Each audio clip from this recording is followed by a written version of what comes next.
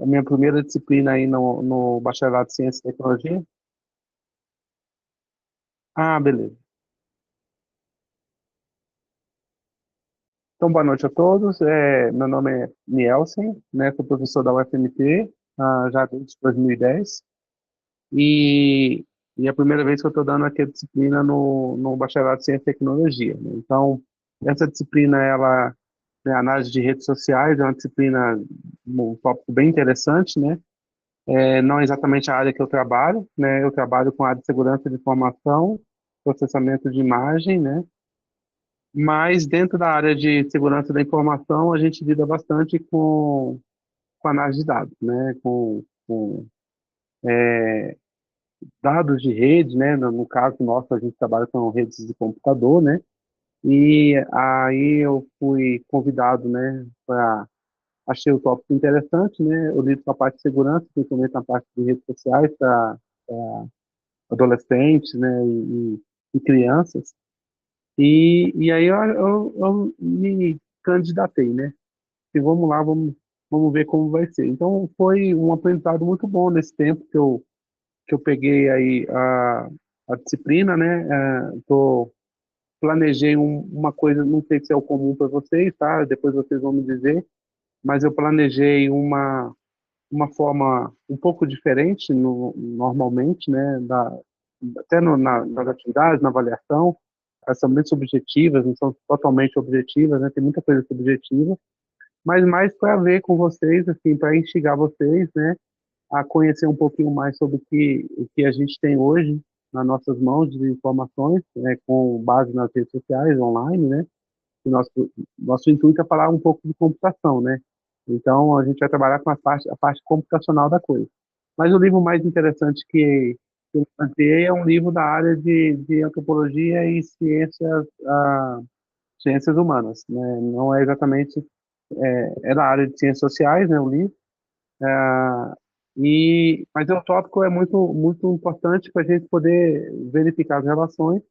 E aí, conforme vocês forem tendo dúvidas, vocês vão me reportando ali na ferramenta. Eu ainda estou conhecendo um pouquinho como vai ser ali.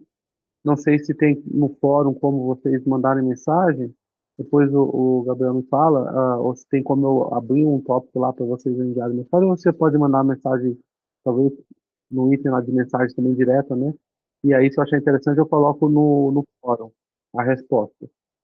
A ideia é que vocês sejam instigados a pensar, né? Então, o meu objetivo é levar vocês a pensar como bacharelado em ciência e tecnologia, né? Eu costumo dizer para todo mundo que ciência é a arte de saber fazer perguntas, né? A gente, na verdade, tem que saber fazer perguntas para obter as respostas. Um bom cientista é aquele que questiona, né? Então, ele sabe fazer perguntas. E ele não se contenta com pouco, né? Então, ele vai atrás de informação, construindo informação com base em informação e vai gerando mais informações. Então, ele vai sempre se questionando, né? E é assim que nasceu a ciência. Então, o meu objetivo, então, é levar vocês nessa disciplina para isso. Eu vou só ler rapidamente aqui a ementa, que é o conteúdo que a gente vai analisar, que é obrigatório, né, que fala, né, a parte principal de conhecimentos básicos, né, dos métodos de análise de redes sociais, aí tem os tópicos, né, tipologia de redes, análise e avaliação de redes sociais, virtuais na prática, né, e o estudo com utilização de recursos e ferramentas tecnológicas, né. Então, o ponto principal da computação está em teoria dos grafos. Vocês devem ter visto já nessa semana que tem aí um tópico de teoria dos grafos. Eu não conheço exatamente como que é o projeto pedagógico de vocês e se vocês tiveram essa disciplina de teoria dos grafos, né? Se aprofundaram isso em estruturas de dados ou numa disciplina específica de teoria dos grafos. Se por acaso estiver faltando alguma coisa que é necessário, vocês, por favor, me reportem. No material eu coloquei o mais básico possível para entendimento, mas eu não sei exatamente o quanto vocês precisam desse conceito. Se não for completo, ali, se não atingiu o objetivo de vocês entenderem o funcionamento do que é a estrutura de dados em grafos, né, como a gente pode implementar no computador, aí vocês, por favor, me reportem para que eu possa passar um material complementar maior, porque o complementar que eu passei também é um pouco básico. para também, quem já viu, não ficar revendo uma coisa tão básica. Então, até as perguntinhas que eu coloquei lá, elas são bem diretas, são bem simples nesse conceito. Mas então o objetivo é levar vocês a esse entendimento, né? De saber fazer essas perguntas corretas, porque quem faz análise de redes sociais está buscando alguma coisa, está se perguntando por algo, né? Tem que saber fazer isso. Como que está dividida a disciplina? Vou apresentar um pouquinho dela para vocês. Ela está na parte nessa semana, né, com a parte fundamental de redes sociais, né, que eu coloquei esses conceitos da evolução e de teoria dos grafos. Na semana que vem a gente tem elementos estruturais e tipos de redes, que vai falar um pouquinho mais como se relacionam, como que a gente pega, né, e analisa as redes sociais e pode depois implementar isso para o computador, então quais são as informações importantes que a gente deve considerar. Ah, na verdade, eu estou lendo aqui, eu acabei me pegando, porque como eu estou usando tablet, estou usando o celular também ao lado, eu estou sem o computador. Na unidade 2, né, na semana que vem, na verdade, a gente vai ver os métodos de classificação, métodos de análise de redes, né? Métodos clássicos de análise de redes, extração de dados, de limpeza e gerenciamento. Então, a gente, essa semana, faz o básico de interpretar como que a gente pode manipular isso no computador, e na semana que vem a gente vê como que a gente pode proceder com as análises. E aí, na terceira semana, aí eu já vou estar em Cuiabá, na terceira semana, então já vai estar mais fácil para mim, que eu já vou estar com o meu computador. A gente já vai partir para a parte de visualização. Então, a gente vai ver como que a gente pode visualizar a rede, como a gente faz a análise avançada e como que a gente usa os dados das redes sociais, da internet e nas mídias sociais, né? Tem esses dois detalhes. E na última semana, a gente já vai ver como que a gente classifica algumas das análises, né? Como que é o processo de difusão, de informação, né? De cooperação, de coordenação, métodos de análise textuais e estudos de caso, que é algumas coisinhas simples que a gente vai tentar simular alguns dados e vocês analisarem para poder, como é que fala, memorizar, né, as ferramentas que a gente utilizou, não restando só essas ferramentas, como tem várias outras, mas o processo em si de como fazer essa análise. A ideia básica é isso daí, para a gente usar nesse mês, né? E aí eu vou conhecendo um pouquinho de vocês conforme vou passando as semanas, do que vocês aprenderam, do que vocês têm ah, ainda que eu possa complementar, né, de acordo com o aprendizado de cada um. E no final, na última semana, quando a gente for executar essa parte prática, aí a gente geralmente vai usar o Colab do Google, que fica mais fácil, mas a gente vai ver se vocês já estão com um pouquinho ou não de dificuldades, compreenderam bem ou não, se a gente tem alguma coisa melhor para complementar aí, para não deixar ninguém faltar aí com o conteúdo. Eu achei o conteúdo bem amplo, bem interessante, então eu peguei a parte mais voltada para a computação, né, do que a gente pode fazer. Tem alguma dúvida, gente, até está lá no material didático, né? Se você tem alguma dúvida ou questionamento que vocês podem fazer aí,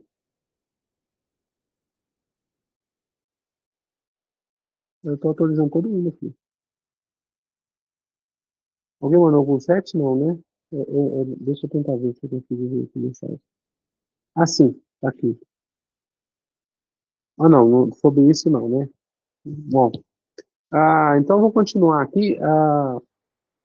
Vocês chegaram a ver o conteúdo lá no material que tem lá?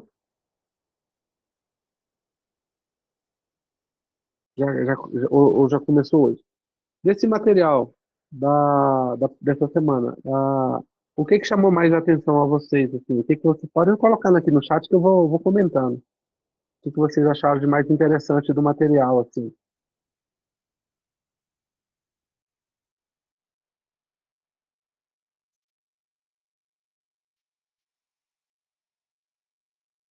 Eu não sei se eu falei, mas eu gosto bastante de interação, então eu faço bastante pergunta, tá? Para vocês poderem interagir comigo aqui no conteúdo, nas atividades, o que for, assim, então, para facilitar, eu sempre fico perguntando para ver como é que vocês estão. Né? Hoje nós estamos aqui, eu não sei ver quantos tem aqui, quantos elementos tem. Então, só 2 semanas que eu vou ter que usar esse tablet aqui, aí depois eu volto.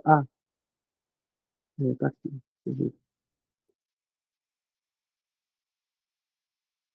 Hum, Onde que fala quantas pessoas tem aqui? Tem 4 telas de pessoas, então tem bastante gente. Eu não consigo saber quantas são. Mas vamos lá. Ah, chat, deixar aberto para ver se alguém fala alguma coisa. Problemas de MM1.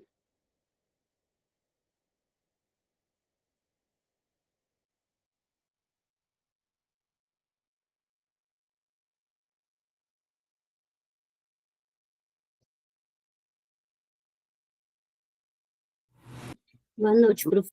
Boa Sou noite, Lucimar. Vilmar. Então, eu li tudinho, professor, e eu achei interessante esse daí, muito interessante, né? As contas, tudo, porcentagem. Ah, tá. Entendi. Bom, olha só. A Usinet a intenção é que vocês entendam todo o crescimento da história, né, para chegar onde nós chegamos, né? Se a gente parar para pensar no mundo, eu não sei como é que está a idade de todo mundo, mas num mundo sem internet, lá antes de 1995, por aí, como que a gente se relacionava, né? Então, a maior parte das interações era por telefone fixo, né? Então, os principais relacionamentos que a gente tinha ah, com algumas pessoas era por meio do telefone fixo. A gente ligava para as pessoas, sabe? Ou a interação próxima, né, pessoal, de encontros aí, sei lá, na calçada, na rua, ou numa festa, ou no fim de semana, no almoço, alguma coisa assim, são as interações que as pessoas tinham, né, naquele tempo, né? E aí, aqui, o texto vem, a gente, né, estamos baseando principalmente em Borghetti, né, Borgatti, né, o livro deles, então vem mostrando como que essa forma de rede foi surgindo, né, e a gente foi evoluindo. Não foi quando a gente começou com a Usenet, né, com a troca das informações aí por meio do computador, e aí a gente passou a evolução, né, com várias ferramentas aí de interação humana entre NIRCs, BBCs, etc. Tinha o Telex também, né, que a gente podia mandar mensagens, né? É, entre várias formas de interação, né, a gente passou por um processo muito rápido ao longo desse tempo, de tudo chegar ao computador e depois tudo chegar na palma da mão, no celular, né? Então, aí nesse ponto, quando chegou na palma da mão do celular, aí que houve essa disseminação de rede social, né? De interação social humana pela tecnologia de informação. E aí o processo principal é como que a gente pode modelar isso no computador. Então, assim, tudo que está aqui colocado, né, para a gente entender a necessidade do ser humano de interagir com o outro. Né? Você veja que aqui é uma visão mais antropológica, porque o livro é dessa linha de ciências sociais. Né? Mas havia uma necessidade de interação entre as pessoas, e elas buscavam essa interação de alguma forma, à medida que iam surgindo as tecnologias. A, a forma de receber informação naquela época era só por meio da televisão e rádio, né? Então que a gente recebia uma informação, tinha um jornal, tinha alguma coisa, ou por meio do texto lido no jornal, que é o que a gente consumia naquela época, né? Jornal fixo, né? Físico, né? Papel jornal. E hoje é cada vez mais comum a gente consultar um site na internet do que numa banca, que não existe tantas bancas assim, né? Tem lugar que nem tem banca, e a gente conseguir comprar uma revista, um jornal físico. E essa interação ela foi sendo colocada no computador. Então hoje já temos formas diferentes de receber informação, temos formas diferentes de transmitir essa informação e de interagir com os nossos próximos, né? E os próximos hoje nem sempre são próximos, né? Então a gente às vezes não conhece bem as pessoas, mas já segue. Então assim não são mais próximos, né? Mas, por exemplo, você foi fazer um passeio, aí naquele passeio você encontrou uma pessoa de um outro estado. Não estou apresentando slides, viu? Não estou com slides, não, tá? Fica tranquilo. Hoje eu vou só fazer um comentário geral aqui no conceito. E aí eu estou usando só como guia o material que está lá disponível, né? O nosso material prático da unidade 1. Material didático da unidade 1. Então aí foi assim, você vai lá, de repente você tira umas fotos, conhece uma pessoa, conversa e tal, e já, não, me segue no Instagram, pô. Aí já começou a primeira interação, de uma pessoa que você nem conhece direito, né? E você já começa a fazer uma interação. Então, ao longo desse processo todo, né, foi evoluindo a forma de interagir. E aí, o que que a gente tem que ver? Ah, por esse processo de interação, como é que eu faço a análise desses dados? Antigamente, começou muito antes de existir computador, já dava para você ter uma certa ideia de como você faz análise de dados de interações, né? Então, ah, se via quantas pessoas iam a um determinado show, ah, quantas pessoas às vezes respondiam uma enquete na rua, né? uma, uma pesquisa, né? Para poder descobrir como que um determinado jornal era aceito numa cidade, em outro lugar, um determinado produto. Isso, é isso aí, Adiane, isso. Aula 1 e 2 fala só sobre rede. E a teoria dos grafos, na verdade, ela entra como uma representação disso. Então, aí a gente passa a olhar na forma de como começou a computação em rede, né? Se nós olharmos a computação em rede, como é que a gente tinha dois computadores e queria fazer um computador conversar com o outro? Então, nos primeiros modelos de redes de computadores, a gente já tinha uma, uma, uma ideia de que um computador precisava conversar com o outro, assim como começou com o ser humano conversando com o outro.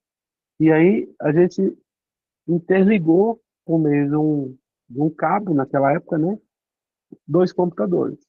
E aí, a partir daí, a gente começou a criar redes de computadores. E aí, as redes de computadores, muito tempo atrás, talvez vocês não conheçam sobre isso, muito tempo atrás, elas usavam basicamente um cabo coaxial, né?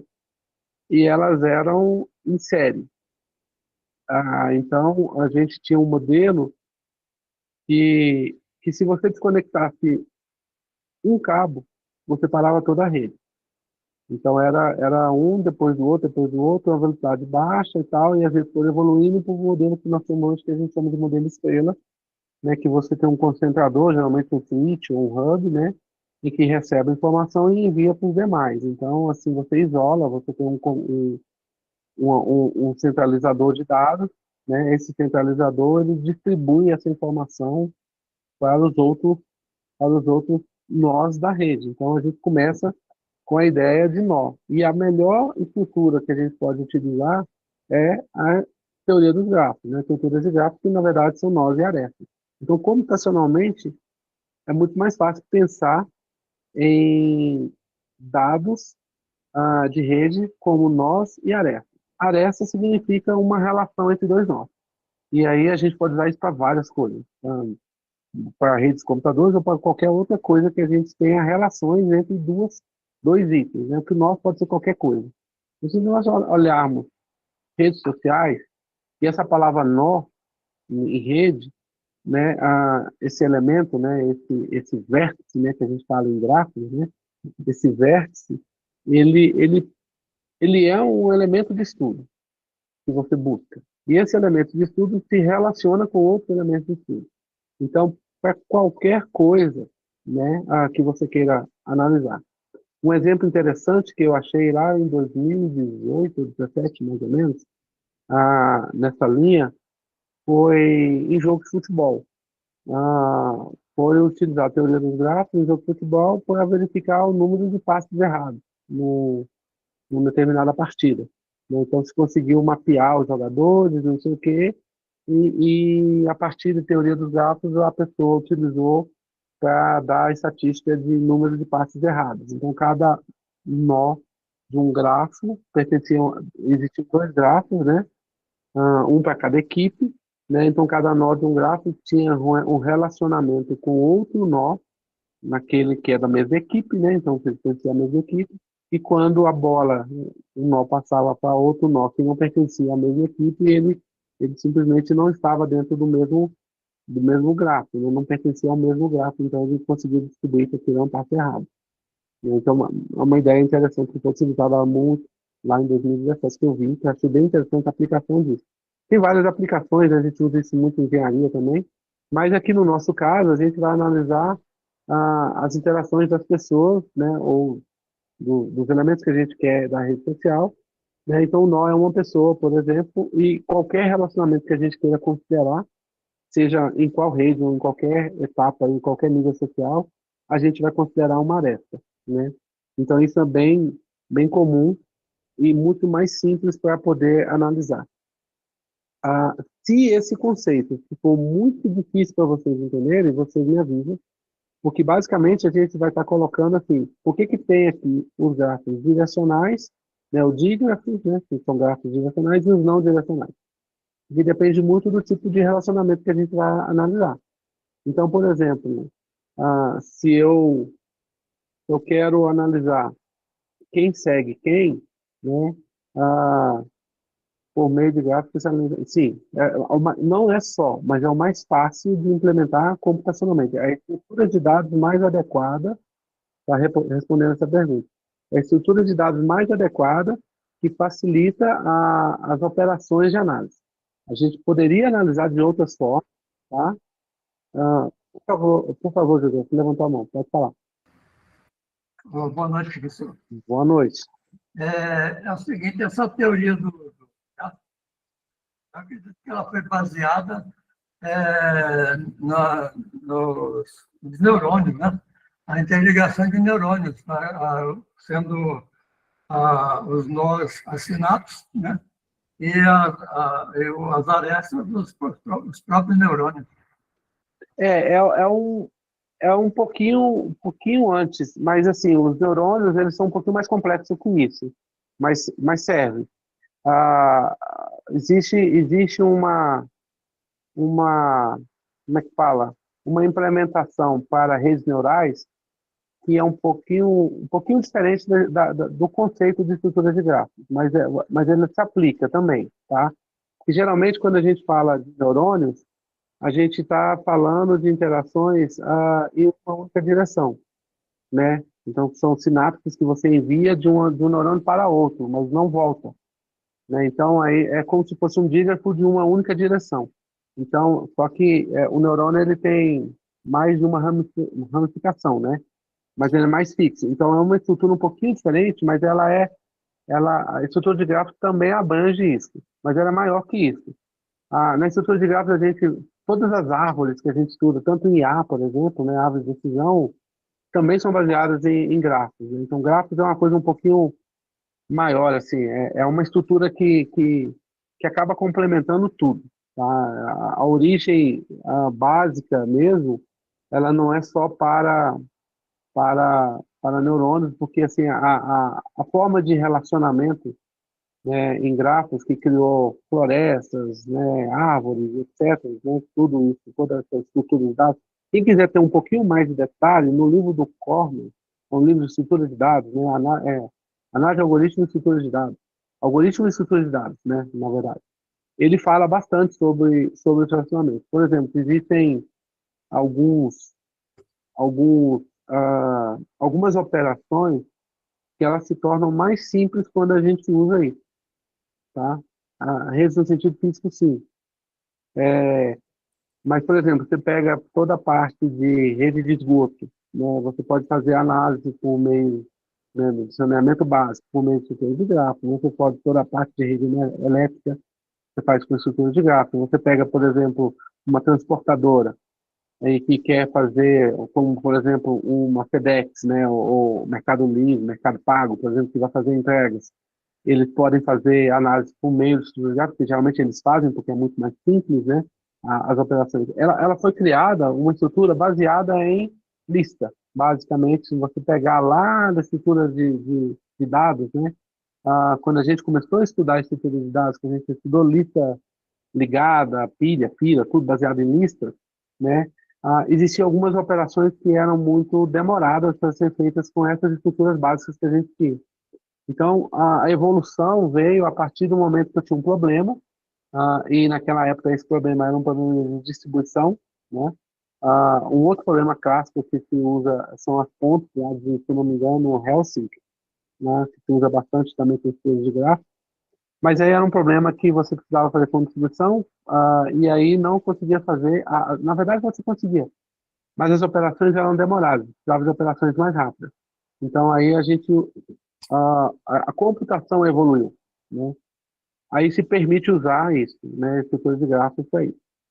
E aí, como eu vinha falando, né? Os dígrafos são os gráficos orientados, aqueles que você tem uma relação de A para B, mas não necessariamente uma relação de B para A, né? Então, nesses casos, existem duas formas de a gente fazer a, a manipulação disso no computador, que é a gente usar uma árvore, uma lista de adjacência, que é aquele nó que está adjacente, que tem conexão, né, que está ligado, ou uma matriz de adjacência, que é uma matriz, né, N por N, né, em que você diz quais são os nós que estão ligados a quais. E aí, o que é melhor? Aí não tem solução, não dá uma resposta simples para dizer o que é melhor. O que é melhor depende do seu problema, porque você tem que ver o quanto da sua matriz que vai ficar preenchida, se ela ficar basicamente completa, quase toda preenchida, é melhor usar a matriz de adjacência do que usar uma lista de adjacência, porque as operações de matriz são mais rápidas que em lista. Mas se a sua memória, o que você tem disponível for baixo, ou se o número de nós, de orientações for mais baixo do que a metade, aí você passa a usar a lista de adjacência para você ganhar tempo nas operações. Então, tudo isso depende, e não é que um exclui o outro, você pode, inclusive, implementar com as duas formas e ver qual delas fica melhor para o teu problema. Isso independe. Geralmente, quando você usa uma biblioteca pronta, ela que vai utilizar a melhor forma para você, conforme você vai alimentando os dados nela. Então, se você não vai ter que se preocupar com isso, né? Geralmente a gente pega uma biblioteca pronta, já, com a estrutura de dados já definida, por exemplo, se em C++ a gente pegar o STL, que é Standard Library, que já tem implementado grafos nela, você vai acabar estando sujeito às operações mais rápidas que, que ela entender que é a mais rápida, né? Então, mas eu posso forçá-la a usar tanto lista quanto matriz de adjacência. Mas aí as operações podem demorar mais ou menos conforme uma delas. Então a ideia básica é a gente saber como que eles relacionam os nós. Então, como você falou aí, se a gente pega neurônios, os neurônios são dígrafos, porque eles se relacionam de um lado só, né? Uma sinapse de um neurônio é mandada para outros neurônios, né? Então, onde eles estão conectados. Então, não tem volta, né? Então, você manda a informação só numa determinada direção. E aí fica como se fosse uma árvore, né? Que você sai só numa direção. Você não transita para outra, você não tem outros caminhos, digamos assim, né? Que é o que a gente busca em gráficos. Então, se a gente pega análise, por exemplo, em redes sociais, se nós formos analisar quem conhece quem, né? Eu conhecer, meio que poderia ser recíproco, porque se alguém me segue, então eu conheço aquele que me segue, né? Podemos dizer assim, ou quem segue quem, a gente vai estar usando, talvez, um dígrafo. E aí a gente pode procurar nesse dígrafo ciclo, né? Que é se eu tenho qual é o maior ciclo que eu tenho, que é um caminho, o maior caminho que volta em mim, né? O número de pessoas que estão conectadas numa determinada direção, que eu consigo fazer com que isso volte até mim. Então essa é uma lógica de, por exemplo, quando você você faz um meme, gera esse meme, manda para o WhatsApp, por exemplo, um grupo, isso vai sendo disseminado, disseminado, disseminado, e em algum momento quem não sabe que você que mandou vai mandar isso para você. Você vai receber aquilo que você mesmo mandou. Vamos dizer, isso é um ciclo, né? Você está num ciclo de colegas aí, de relacionamento. E aí você pode querer analisar qual é o maior ciclo que você consegue dentro desse conjunto. né? Tem aquela teoria de 6 pessoas, né? Acho que eu esqueci o nome da teoria agora, mas que você fala que pode chegar em qualquer pessoa, bastam 6 pessoas que aí você chega em qualquer pessoa, em qualquer outra pessoa do planeta, né? É uma teoria que eles falam. Você pode comprovar ou não essa teoria partindo do seu perfil de mídia social e ver com quem que você está conectado e se você tiver acesso, né? A quem essas pessoas estão conectadas e aí você tentar ver numa modelagem visual qual seria o tamanho dessas cascas, né, que a gente diria, de atingíveis, né? É uma modelagem visual tridimensional, digamos assim, que a gente está criando níveis de quantas pessoas eu consigo atingir a partir daquele meu primeiro nível, e depois do segundo nível, terceiro, quarto, e até o sexto nível eu consigo pegar o planeta todo que está conectado. E aí a gente pode ou não comprovar a teoria, né? Mas as operações são bem simples, né, em gráfico. Elas são rápidas por causa disso. E aí, no grafo não orientado, aí não importa, né, a direção. Então, se você está conectado. É só isso. Como numa rede. Quando você conecta, é sempre bidirecional, né? Num dígrafo, pode haver um caminho bidirecional, de A para B e de B para A, mas ele não é necessariamente verdade. E num grafo não direcional, ele é verdade. Ele é sempre bidirecional, né? Ele não tem uma direção definida, mas as duas são válidas. Então, em qualquer caminho serve. Então, a ideia básica é entender que existem caminhos, né, entre nós e arestas, né?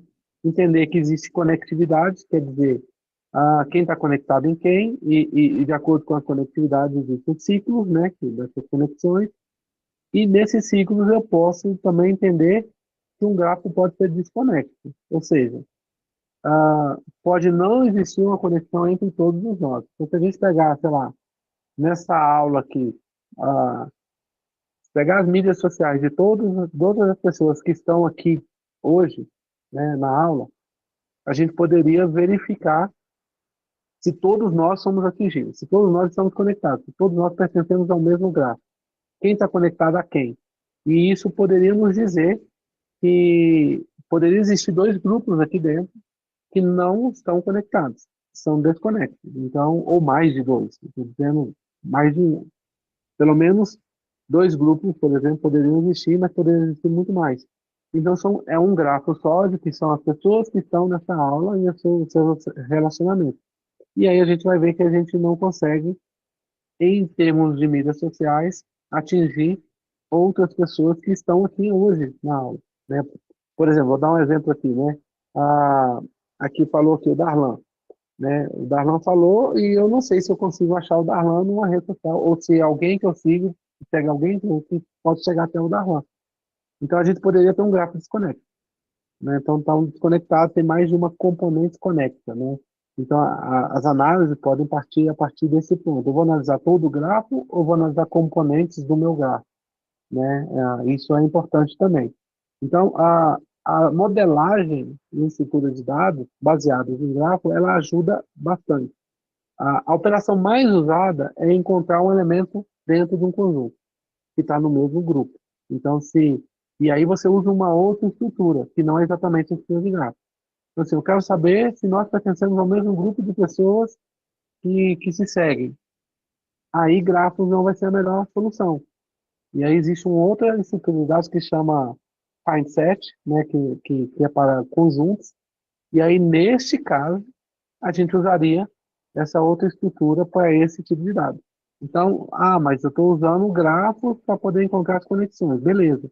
Aí você pega todos os vértices, que é um vetor, e você acaba jogando isso na estrutura FindSet para você poder achar rapidamente quem está conectado em quem, né?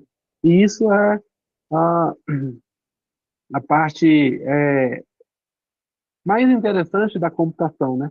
Que quando você entende para que serve as estruturas de dados, você sabe que para um determinado problema você não vai usar só uma estrutura. Você vai acabar tendo que usar mais de uma estrutura para responder essas perguntas. Então, quando a gente começou lá em algoritmos, alguns algoritmos usavam vetores, outros usavam matrizes, depois a gente passou a usar listas, às vezes a gente usa vetores e listas, ou vetores de listas, né? Ou lista de vetores, e depois a gente passou a usar coisas mais híbridas, como mais de uma estrutura como pilha e fila, com listas e matrizes, e etc. E a partir daí a gente consegue responder as perguntas. Então, aquela, por exemplo, em uma lista de os mais recentemente conectados, né, o que você trocou mensagens mais recentemente, por exemplo, é mais fácil você representar isso na forma de lista do que representar em gráfico, porque não teria muito sentido no que você está querendo a partir de gráfico. Pode fazer a representação, mas aí você vai ter que usar uma estrutura paralela. Mas para este curso, especificamente, para aquilo que a gente está buscando de entendimento do que é o relacionamento para redes sociais, para montar uma rede social no computador, eu vou estar usando estrutura de gráfico. E a partir da minha estrutura de gráfico, eu vou estar enxergando a minha rede social dentro do computador, aí eu posso usar outras estruturas de dados para poder fazer as buscas, etc., e responder as minhas perguntas. Eu acho que é isso que eu queria deixar bem claro, quando a gente fala que isso aqui é um conceito básico, ele é básico para análise de redes, mas ele não é o único que você vai usar. Ele é só para que você consiga representar a análise, a rede social, né, ou esse meio que você vai estar buscando, né, ou mais de uma rede social, computacionalmente.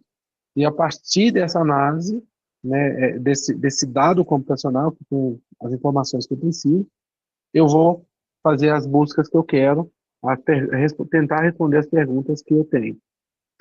Segunda coisa é que as arestas podem ter pesos e esses valores nas arestas, eles podem ser importantes para determinados tipos de buscas. Por exemplo, eu posso colocar como peso o tempo em meses que a pessoa tem um relacionamento com outros. E por que que eu estou falando isso, né? Por que que eu estou insistindo nisso, né?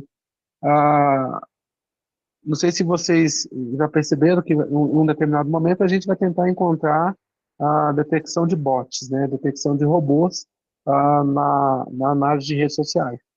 E é interessante eu saber se aquelas interações que foram criadas, elas existem repetitivamente ou se elas foram inventadas, né? Às vezes você cria contas falsas, né? O robô cria a própria conta, mas ou você cria a conta e transfere essa conta para um determinado robô utilizar essa conta, e ele tenta criar diversas conexões em muito pouco tempo, né? E aí você tem um número muito alto de conexões em muito pouco tempo, que pode representar aí um dado importante para falar, ó, isso não parece ser uma pessoa, um ser humano fazendo essa operação, né? Uma interação com um grande número de pessoas em um tempo muito curto.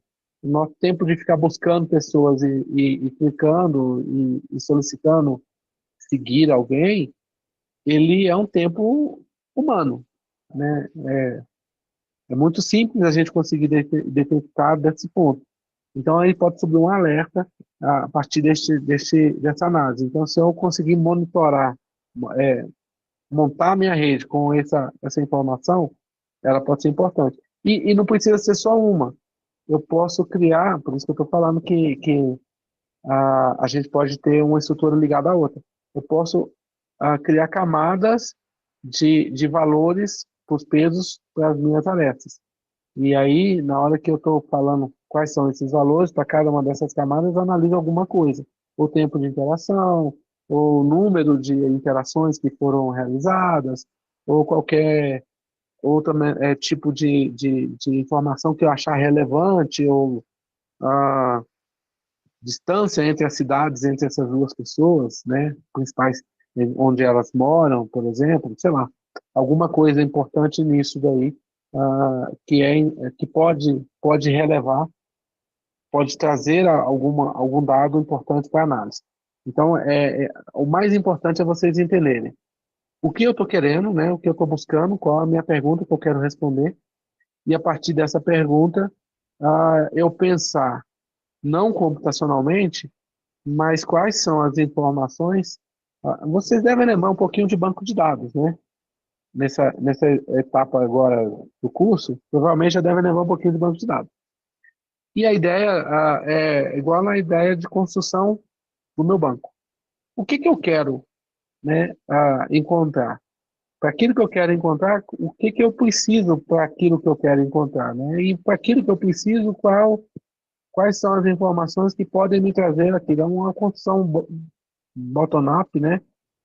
Para chegar no que eu preciso, né? Ou a gente pode até pensar top-down também, né? Que eu tenho as informações aqui, quero chegar numa análise lá em cima. Se a gente pensar em sistema de informação, seria mais ou menos isso. Então, eu tenho um monte de informações aqui.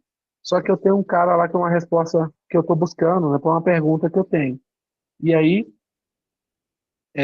se eu pensar só computacionalmente, isso pode me atrapalhar. Pode me fazer um viés que não é muito bom. Eu posso perder a chance de ter outras informações que eu desejo. E a partir daí, ah, voltar é mais complicado, porque você já fez as análises, já construiu o conjunto, e aí talvez na hora de construir um segundo conjunto, você vai ter que trocar toda a estrutura. Então é sempre bom parar um pouquinho, pensar bastante antes de montar essa estrutura de gráficos que você quer para aquela rede social que você vai monitorar, que você vai tentar analisar, né, para aquele dado que você vai tentar analisar. Então, a parte inicial do curso é basicamente isso. Eu não sei se eu fui muito claro, mas falei bastante coisa, mas aí, se vocês quiserem interagir, pode estar falando aqui no chat, ou pode levantar a mão e falar, eu vou falando para vocês. Ah, o conceito, então, né, gráfico, perguntou aqui, foi isso, e sim, no meio físico foi exatamente isso em redes que eu quis dizer. Por favor, José, pode interagir. Professor, você podia dar um exemplo para nós, assim, como é que se elabora um gráfico, falando mesmo, né? Elabora um gráfico com as arestas e o nós, né? Deixa eu tentar pegar aqui nesse site, se eu Uhum. consigo monitorar aqui, aqui eu consigo desenhar alguma coisa? Deixa eu ver se tem uma ferramenta aqui que eu possa fazer isso. Ferramentas, enquetes e perguntas e respostas, informação. Não, eu não tenho aqui. Eu vou tentar achar um site aqui, aí eu vou compartilhar a tela, e aí eu mostro para vocês aqui como que pode fazer isso.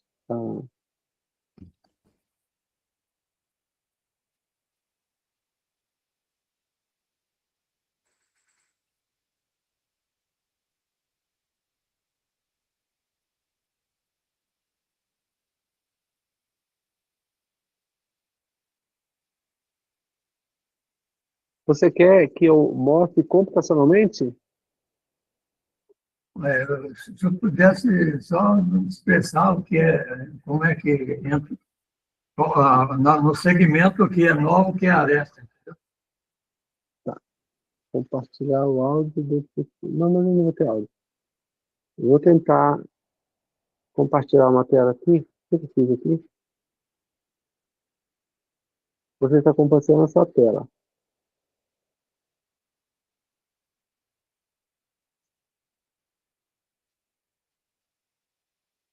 Ah, tá. Ele compartilha a tela inteira. Vocês estão vendo a tela minha, né? Sim. Então, é isso aqui, ó. Essa informação aqui, eu vou tentar montar um gráfico aqui. Nesse vértice A,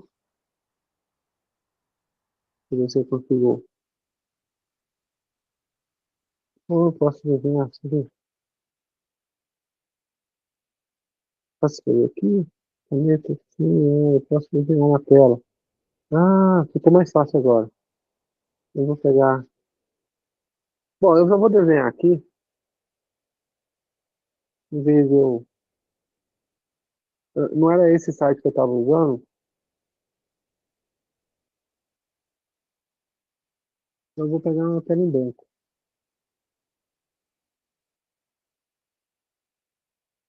Achar a ferramenta com anotação. Depois eu abro de novo.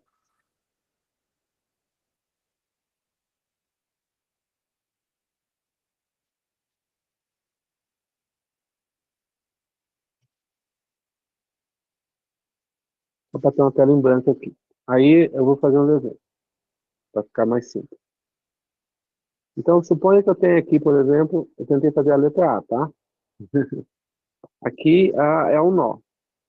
Eu vou simular um gráfico aqui para mostrar como que poderia ser computacionalmente. Aqui eu tenho um outro nó. Então, vamos supor, para não falar só de rede social, falar assim de cidades, tá? É, aqui é uma cidade A para B, e aí tem um custo associado aqui, que eu vou colocar aqui, ó, 120 quilômetros e R$ 50 de pedágio, tá? Eu coloquei aqui. Aí eu tenho aqui uma cidade de B para C, que tem aqui 50 quilômetros e zero de pedágio. Tem que botar o zero aqui. Duas informações aqui dentro da mesma aresta, tá? Eu tenho aqui uma cidade D, e aqui está 5 quilômetros. Opa, vou tirar esse cara aqui. Isso, está 5 quilômetros e tem zero de pedágio. Ficou verde agora. Agora vai ficar preto.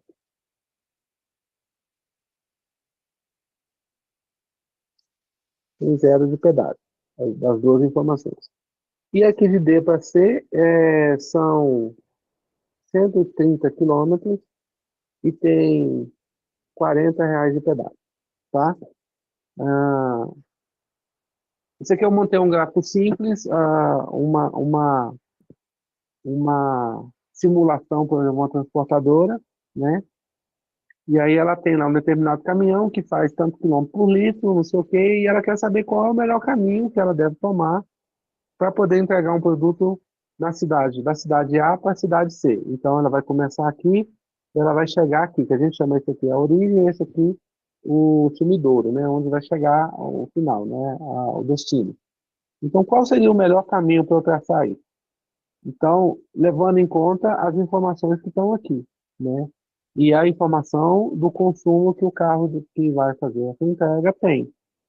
Então, essa é uma ideia que pode ser usada, por exemplo, com o gráfico. E como que eu vou representar? E aí, nesse caso aqui, como a minha origem sempre é A e a minha destino vai ser outros lugares, aqui, C, D, E, F, G e tal, outros, né? Mas o meu ponto de partida é a cidade que eu me encontro, A. Então aí eu vou pegar lá os meus vértices são aqui, A, B, C, D, né? Então os vértices tá aqui, né? A, B, C, D, pode ser um vetor aqui para representar isso daqui, né? E aí eu posso fazer o quê? Aqui para cada um desses vértices eu tenho as minhas arestas, que vai ser exatamente um vetor aqui dos meus vértices, né? A, B, C, D, e uma matriz de adjacência, que é o que me importa aqui, que é o destino, tá? Então, de A para B, por exemplo, de B para C, de C eu não consigo marcar, porque não tem outros caminhos aqui que me interessam, né?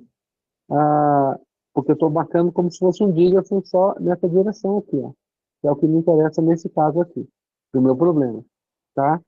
Então, de D para A, ó, de D para C, desculpa, e está faltando aqui, fiz besteira, apertei o botão errado, vou desenhar tudo de novo. Mas aí o que está faltando, como vocês já viram, depois eu passo a informação, o que está faltando era por que eu uso uma lista. Então aqui está B, aqui está C e aqui está C. Então, como eu tenho A para D, A para B, eu só marquei A para B. Então aqui, como é uma lista, eu vou colocar mais um elemento aqui, ó, na minha lista de adjacência. Então isso aqui é o que vai representar computacionalmente como eu consigo chegar num determinado local. Então, aí a ideia é, se eu faço isso só nessa direção, o algoritmo mais rápido para poder fazer essa operação, ele não pode ser usado. Porque eu preciso ter o reflexo disso para usar o que nós chamamos, né, de o Dijkstra, né, o algoritmo de Dijkstra, que é o mais rápido para sair de A e chegar em C. Tá? Então, como que eu faço a análise? Eu inverto o gráfico. Então, eu venho aqui e considero, deixa eu voltar aqui, nessa direção aqui. Eu vou colocar em vermelho para ficar mais fácil. Eu considero nessa direção aqui. Ó. Porque se eu quero chegar aqui, quais são as cidades que me permitem chegar aqui? E o seu custo. E aí eu vejo quais são os melhores custos a partir de um determinado ponto. Vamos supor que existisse uma conexão direta daqui, de D para C, né, de D para B e de B para D, né, em qualquer um dos sentidos.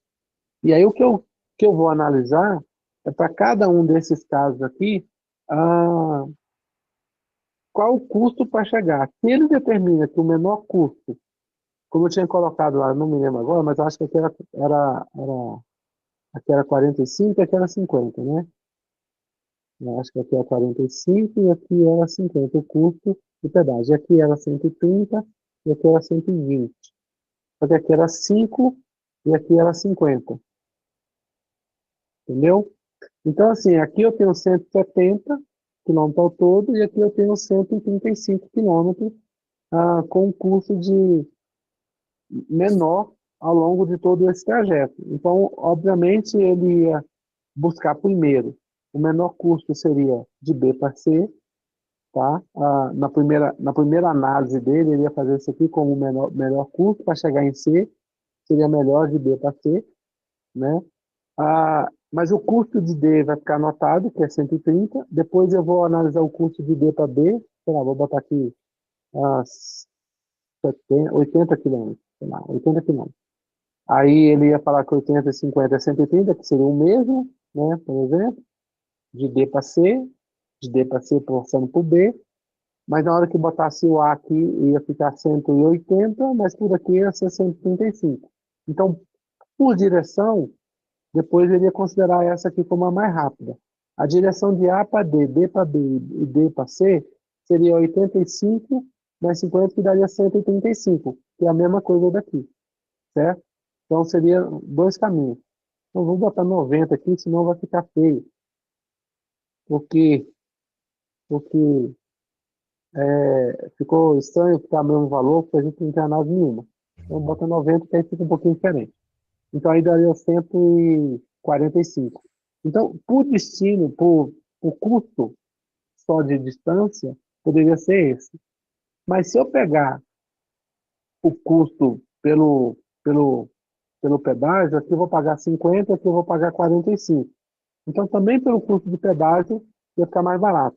Então, se eu alterasse o pedágio daqui, por exemplo, para 75, por exemplo, aí já entra o consumo para poder validar, porque eu tenho uma operação de distância mais rápida por esse caminho, de baixo, esse aqui, e eu tenho uma operação por pedágio, eu vou botar em verde, mais rápida nesse sentido aqui, certo?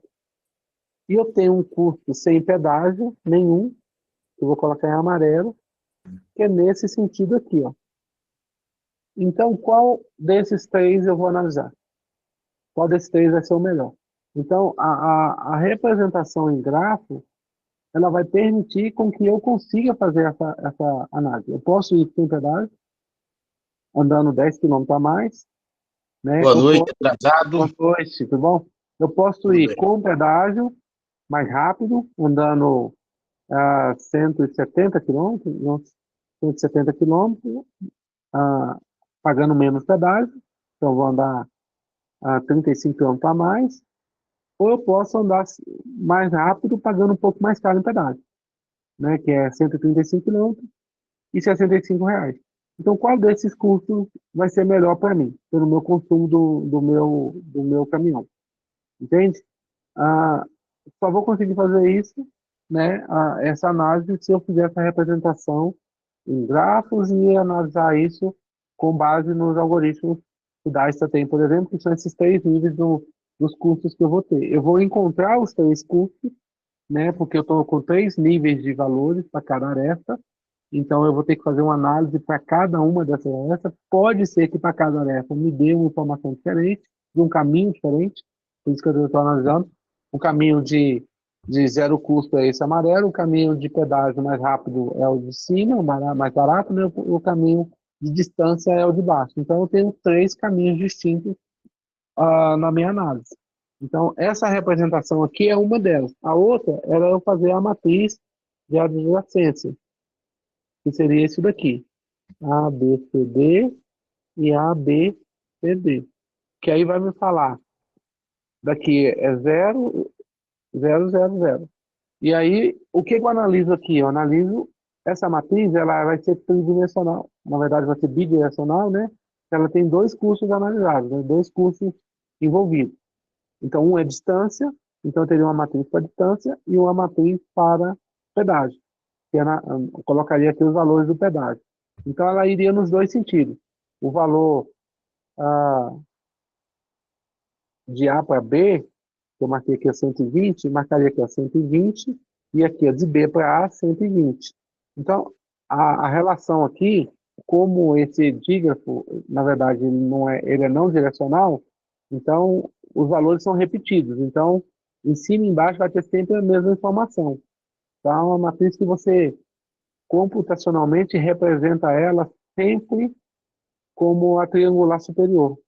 Essa é a representação que a gente faz nesse sentido, para economizar dados, né? É uma representação triangular superior. Mas como é que eu consigo fazer uma representação triangular superior em dados, em grafos, né, no computador, usando matriz, para não usar todos esses dados aqui? É um negócio que a gente tem de vetorização de matriz. Entendeu? É um conceito de vetorização de matriz que facilita. Você usa a matriz como se fosse um vetor, mas você tem algumas contas que aí você garante que as operações são ordem 1, que a gente fala que é em tempo constante. Essa é uma lógica da representação para você não gastar muita memória, né? E aí que eu estava falando, na hora que eu for implementar, o mais simples é fazer uma matriz N por N. Mais simples, básico. Mas aí se na hora que eu for executar no meu computador lá, no meu servidor, etc., eu quiser economizar a memória, aí a otimização dessa representação é a triangular superior vetorizada, que é uma forma da gente fazer. Eu acho que, não sei se eu consegui traduzir o que você queria. É exatamente isso que você queria que eu representasse. Mas a ideia de usar grafos é justamente que você tem um conjunto de elementos que permite você trabalhar de formas bem distintas. Entendeu? Foi claro? José, foi claro? Foi, professor, é que eu estava atendendo a minha neta aqui. Ah, Mas, beleza. Eu tô mas tentando... ficou bem claro, aí eu gostei da explicação, muito bem, muito bem. Eu estava entendendo uma outra coisa, quando falou redes sociais, eu estava pensando em termos de colóquio, essas coisas assim. Não, você pode implementar nisso. Eu só queria mostrar que grafos tinha essas operações, mas na rede social a gente faz a mesma coisa, entendeu? A gente pode analisar exatamente da mesma forma. Se você Certo. vai fazer, por exemplo, na forma, vamos supor, pegar uma rede acadêmica, né? Por exemplo, você vai usar as informações dos relacionamentos da rede acadêmica. Então, você pode, por exemplo, criar uma rede. Vou pegar aqui um exemplo clássico aqui. Suponha que você conhece um professor que trabalha com um determinado assunto, né? Que aí nem envolve muito rede social, mas ele tem uma rede acadêmica. Então, eu verifico quais são os pesquisadores com os quais esse professor já publicou. Todos os artigos que ele vem publicando, ele tem lá o nome dos autores. E a partir do nome dos autores, né, se a gente pode pegar, por exemplo, o dado do currículo Lattes dele, né, se eu pego o nome dos autores com os quais ele publicou, eu faço a mesma coisa com cada um dos autores que ele já publicou. E aí eu crio uma rede acadêmica de quem publicou com quem, por exemplo, né? E aí, eu posso conseguir tentar identificar uma análise qualquer, não pensei em nada aqui assim, mas quais são os países com os quais esse pesquisador já teve interação por meio de outro pesquisador, ou poderia ter uma interação. Por exemplo, Sim. suponha que eu queira criar um programa. Eu sou uma empresa que quer investir em pesquisa e queria encontrar os pesquisadores que não se conhecem, mas que publicaram com alguém que conheçam entre eles, né, um conjunto de pessoas que conheçam entre eles, que me liga, por exemplo, dois países como Alemanha e Brasil. Aí eu faço uma rede acadêmica dessa aí, a partir dos artigos de interesse que eu tenho, e ver quem publicou com quem. Por exemplo, vamos supor, Juí, fulano de tal publicou com ciclano da UFMG, lá da UFMT, publicou com alguém da UFMG, que conhece da mesma área um outro pesquisador lá do Rio de Janeiro, que já publicou com um pesquisador da Inglaterra e que conhece um pesquisador da Alemanha. Diretamente, não existe ninguém aqui no Brasil, nessa linha, que tenha publicado com alguém da Alemanha. Mas esses já publicaram e não sabem que se conhecem, vamos dizer assim. Uhum. Então, tem uma pessoa que seria o ponto-chave que me conecta ao Brasil com a Alemanha, que é esse pesquisador da Inglaterra. E aí eu vou chamar esse pesquisador da Inglaterra para participar do meu programa para interagir com a Alemanha e Brasil, que vai fazer com que esses caras se interajam, entendeu? Por Certo. exemplo, isso é uma análise que eu estou fazendo com base em dados de publicação. Não está envolvendo exatamente em rede social, mas é uma rede acadêmica, que a gente acaba criando uma rede acadêmica, né, de publicações, né, em que você Uhum. acaba conhecendo, você vai num determinado evento, conhece uma pessoa que está trabalhando com um determinado assunto, sei lá, vocês foram publicar um artigo ainda como aluno, como estudante, né, num determinado congresso e conheceram outros estudantes lá, e aí você fala, o professor dele também trabalha com a mesma coisa que o meu professor, só que esses dois professores não se conhecem. Agora, vocês dois são a ponte para esses dois professores se conhecerem, entendeu? E fazer com que isso aconteça. E aí é uma rede acadêmica. Muito bom, professor. Obrigado. De nada. Então, esse é o papel que tem estrutura de grafos, né? A teoria do grafo. É a estrutura de dados mais adequada para representar qualquer tipo de relacionamento. E aí, o que eu coloco como metadado na minha aresta, que é a informação ah, que eu quero que seja considerada, é o que vai me trazer os dados. A Só ideia. uma dúvida, Pois não. Quem está falando? mas Whitson, Oi, Whitson. tudo bem? Só Tudo uma bem, mano? dúvida, mas nesse caso eu preciso da autorização deles, né? Não, você está trabalhando com dados públicos, entendeu? Você está pegando artigos que foram publicados, certo? Os artigos Certo. foram publicados, então eles estão públicos. Então, eu só estou pegando o dado que está lá. Então, eu sei que esse pesquisador da UFMT, ele tem conexão com o pesquisador da Alemanha por meio de N pesquisadores. Só que ele não sabe disso, entendeu? Porque diretamente ele não conhece o pesquisador da Alemanha. Mas eu Eu vou, posso eu vou, eu criar, vou, eu vou, eu vou dar um exemplo. certo? Eu escrevi esses dias uma matéria aqui, esses dias não, tem um mês e meio atrás, uma pesquisadora aqui da UFMT, que ela trabalhou num tipo de programa, mesma coisa, desenvolveu o projeto dela. Certo. Aí tá, beleza. E um pesquisador da Oxford, aí saiu na revista, saiu nos jornais internacionais, ele desenvolveu a mesma pesquisa lá, com o mesmo sistema, o mesmo nome, a mesma coisa. Entendeu? Que estranho. Pois é, a Entendi. mesma coisa. Eu mandei um e-mail para ela, ela não me respondeu. Acho que em janeiro deve estar de férias. Mas aí eu É. falei, caramba, a mesma coisa que ela buscou, porque eu li o texto dele, tanto que eu fui ver o resultado do projeto dele, o artigo científico dele, a mesma, tipo assim, Mesmo tema, né? o mesmo, não só o mesmo tempo, a mesma metodologia A que mesma ela usou metodologia. aqui, ele usou lá, E não é entendeu? uma metodologia pública. Aí eu fiquei pensando, porque eu não falei com ela ainda, mas eu fiquei pensando, eu falei, ou ela trabalhou em conjunto para ele trocar informação, ou será que eles não se conhecem e estão trabalhando a mesma coisa? Aí você Entendeu? pode responder a partir dos dados de publicação. Você pode correr atrás dos dados dos artigos publicados entre eles, né?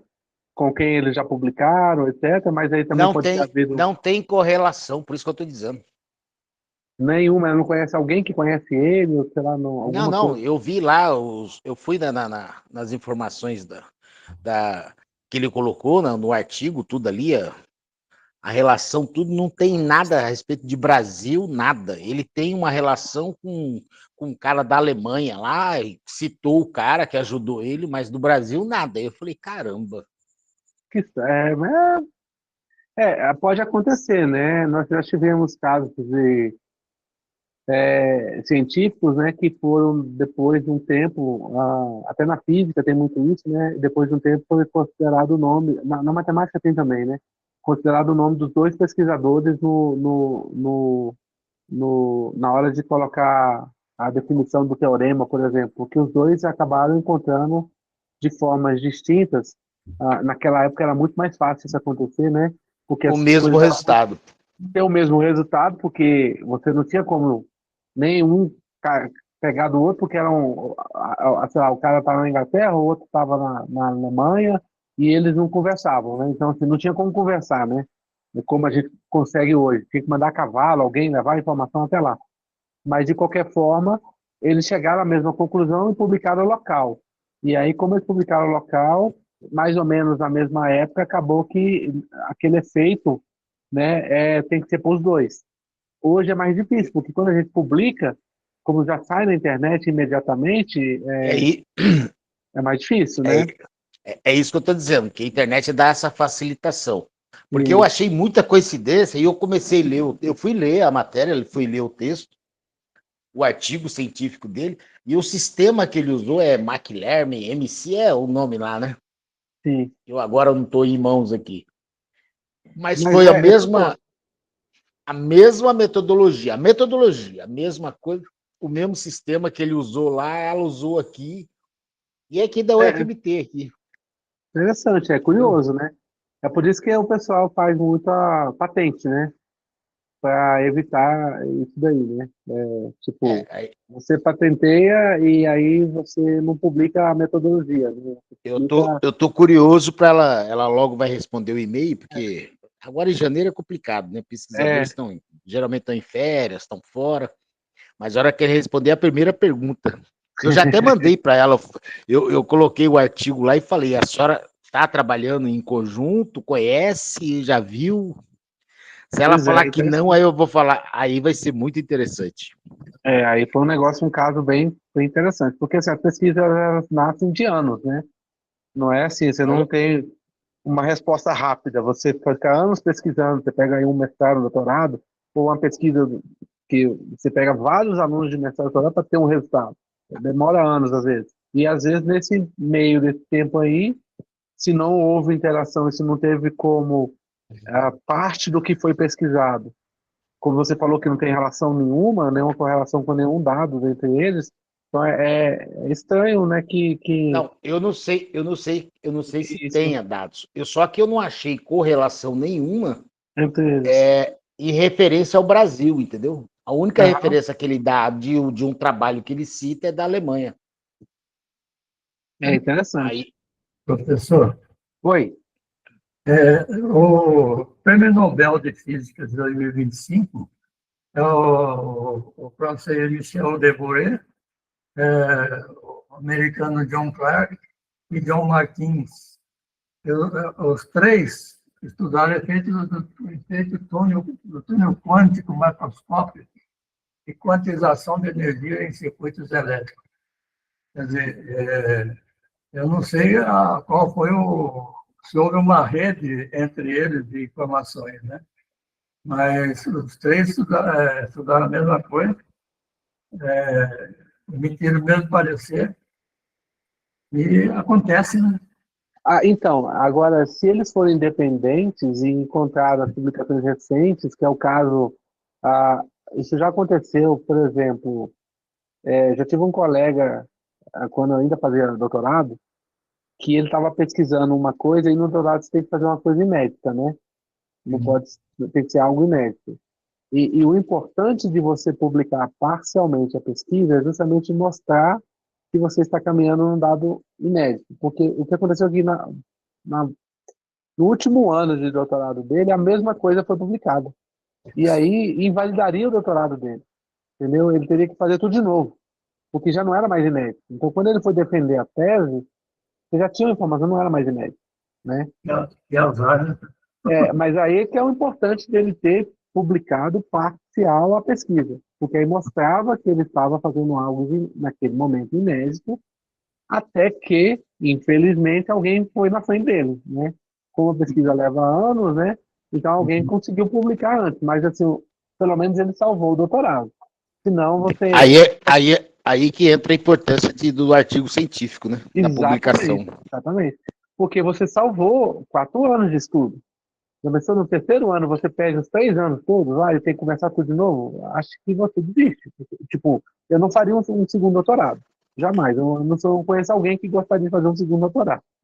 Então, assim, você tem que começar tudo de novo, é demais. Assim. Então, é importante que você está num caminho, você tem qualificações, você tem revisão por pares e tudo, que você mostra que você está indo naquela direção. Você não tem um resultado, mas você tem um artigo resumido, por exemplo, vai publicar no congresso e tal. E aí, esse é um ponto também que é importante, porque o artigo resumido, ele pode trazer a ideia a outros pesquisadores daquilo que você está pesquisando. Então, se alguém foi mais rápido para desenvolver naquele momento, vamos supor, no segundo ano de doutorado, eu faço lá, vou no congresso internacional e publico um artigo resumido sobre a minha pesquisa. Se ninguém estava pesquisando sobre aquilo naquele momento, a partir daquele momento alguém começa a pesquisar, porque já publiquei.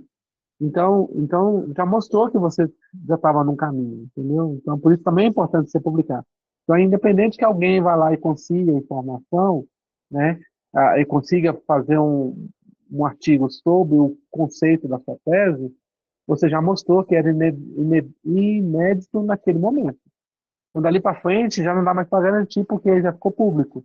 Né? Você não tem toda a informação da sua tese, mas você já tem parcial e a ideia, que aí, a partir da ideia inicial, alguém já pode ter a mesma ideia final que a sua vai ter.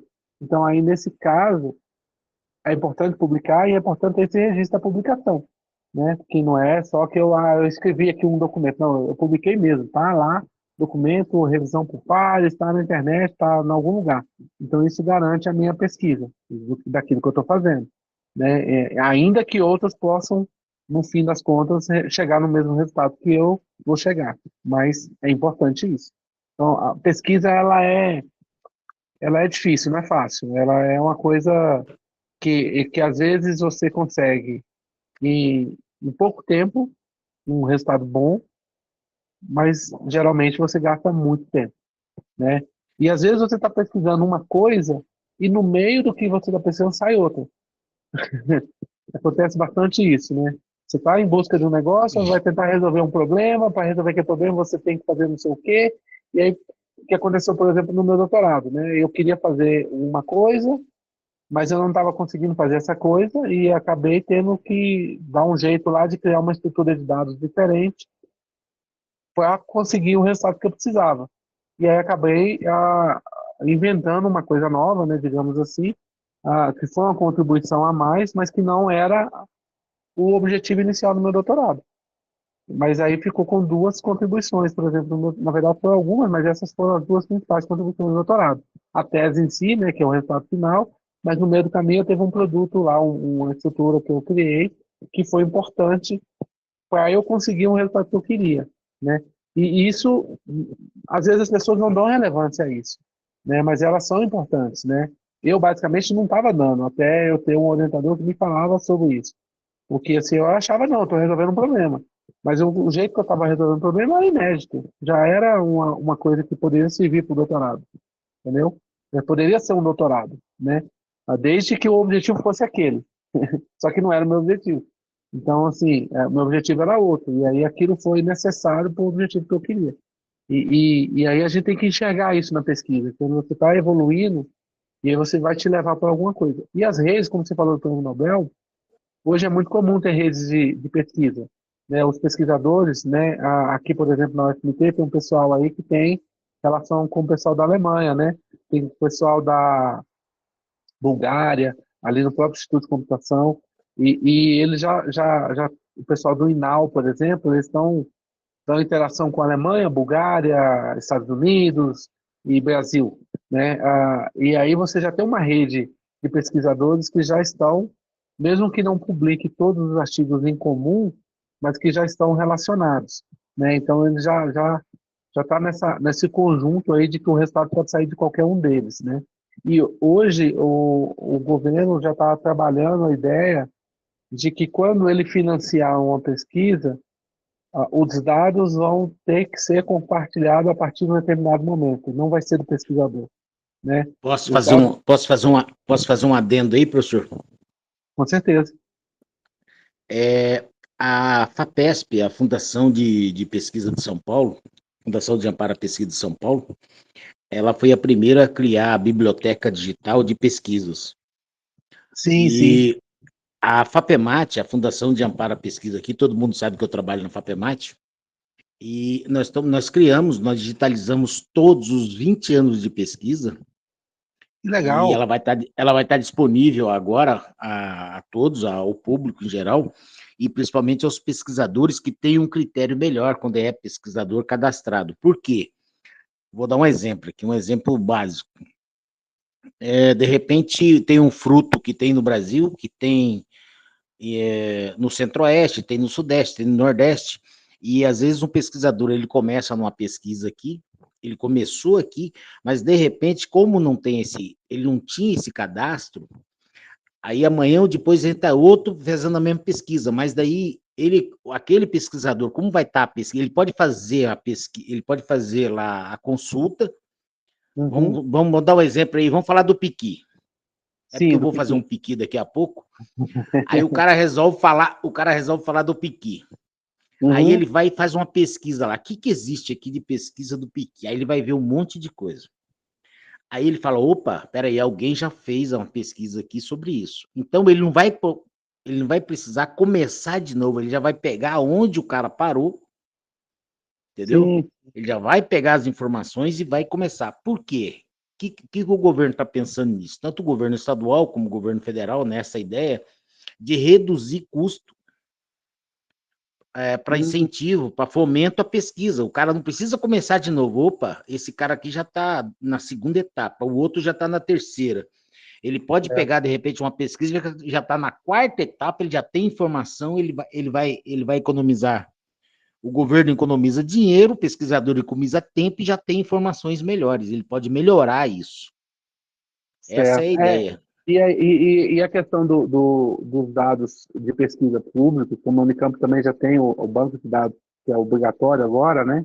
Público, e a gente está aí estudando para implementar na UFMT também, que é a ideia assim, da ciência aberta, aberta nesse sentido do Brasil, né? A ideia de que, por exemplo, uma vez que eu fiz aqui algumas pesquisas. Vou dar alguns exemplos aqui com o pessoal que trabalha no INAU com pássaros, né, com vocalização de pássaros. Ah, uma vez que ele já tem esses dados, e ele já fez a pesquisa dele, como aí pode ter incentivo da FAPEMAT, do CNPq, etc., às vezes ele vai pegar esses mesmos dados e vai para uma linha que não é a única linha com esses dados. Existem outras linhas que podem ser utilizadas por meio desses mesmos dados. Aí o pessoal está falando do PEQI. Você pode fazer uma análise de PEQI, por exemplo, né? Ah, vou dar um exemplo aqui de casa, né? Da minha esposa, né? Ela pegou também um fruto do cerrado que chama bacuri, né? Acho que é bacuri, é uma fruta típica do cerrado, e fez a análise do bacuri. Mas que tipo de análise ela fez? Ela fez a análise da casca, da amêndoa e da polpa.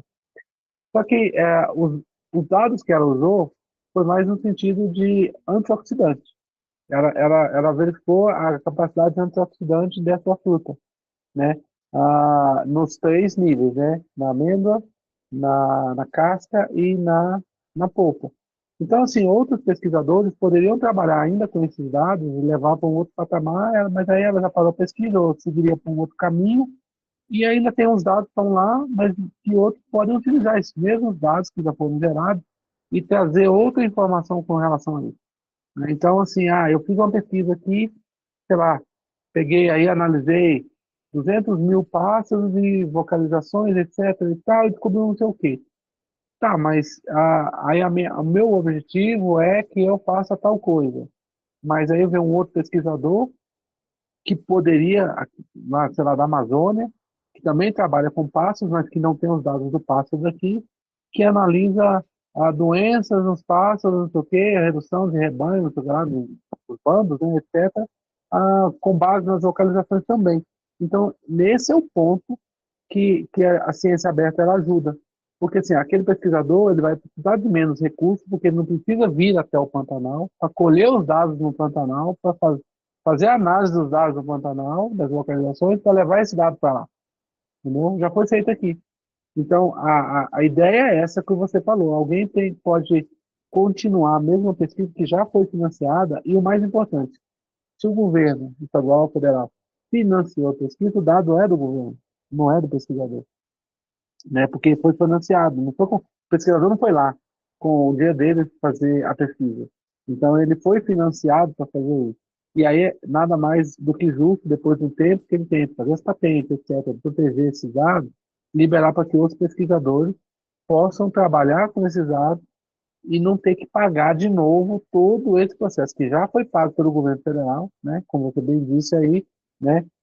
Vamos supor que essa sua colega aí, que, que, que publicou esse negócio tivesse que ir lá para fora para poder fazer a mesma coisa que alguém já fez lá fora. Então, é muito mais custoso para o Brasil, é muito mais custoso para as pesquisas, e elas avançariam mais lentamente. Então, a busca por ciência aberta, que é discutida aí na RNP, na Rede Nacional de Ensino e Pesquisa, né? A busca é criar um mecanismo de proteção dos dados de pesquisa do Brasil, né? Mas para os pesquisadores do Brasil poderem evoluir, ainda que haja interação internacional, para que a gente possa evoluir mais rapidamente. Por isso que a gente tem, às vezes, o pesquisador pega aquilo para ele, fica com ele, morre e aquilo fica lá. E se perde aquela informação. Então, a ideia é fazer ciência para a ciência, não fazer para nós. A ciência é para a ciência. A ciência tem que evoluir. A informação tem que ser Tem que ser pública. pública, exatamente. Existe sim como é que chama lá, que eles chamam? Eu tive essa discussão, eu tive na reunião agora em Espírito Santo, na reunião do RNP, eles estavam discutindo justamente isso e chegaram a uma coisa de fazer uma rede nacional agora para tentar integrar todos esses dados, porque existe primeiro a perda de fome, de dinheiro, né? Que às vezes fomenta 2, 3 vezes a mesma coisa, para se dar continuidade. Aí veio o programa, o Amazônia Mais 10, justamente para isso, para unir os estados. Por exemplo, o Amazônia Mais 10 ele une os estados que fazem parte da Amazônia e é obrigatório, por exemplo, tem pesquisador de Mato Grosso, de Goiás, de Brasília, mas do Amazonas, mas eles são obrigados a trabalhar entre si pela mesma situação. Aí o recurso é bem maior. E tem recurso internacional para isso. Entendi. Então é uma coisa... Eu acho que é um crescimento... Avançamos aí nos últimos 2, 3 anos aí com essa ideia muito, principalmente para pesquisa. Isso é importante. Mas o conceito tá mudando, né, na ciência, né? Então isso é importante, né? O conceito de que a gente precisa evoluir com a ciência assim no Brasil. Nós temos muita informação aqui, nós temos muitos pesquisadores bons que muitas vezes vão para fora e acabam ficando, mas que conseguiriam nos trazer resultados muito bons. Uma outra coisa é a divulgação da nossa ciência, que ainda é muito baixa. Para a sociedade. Mudou muito, né, professor? Mudou bastante. Porque antes o pesquisador, o que ele fazia? Ele fazia o artigo científico, botava na gaveta. Isso. E só isso. Aí eu estou falando porque eu sou jornalista, eu escrevo sobre pesquisa. Legal. Hoje eu consigo pesquisar. Antes eu corria atrás do pesquisador para fazer matéria. Hoje eu já recebi e-mail, eu terminei um projeto aqui e tal. O que você acha? Entendeu? Legal. Não, mas por quê? Porque ele aprendeu, porque depois da Covid, o pessoal mudou a ideia de pesquisa. As pessoas não têm ideia de que desde a hora que a gente levanta até onde que a gente dorme, tudo que a gente faz depende de pesquisa. Até o celular está na nossa mão, que nós estamos falando aqui, dependeu de pesquisa. Pesquisa pequeno, médio e longo prazo, mas tudo teve pesquisa. Tudo teve pesquisa. Para voltar aqui no... Fechar. Para voltar aí. Conceito aqui da nossa rede aqui.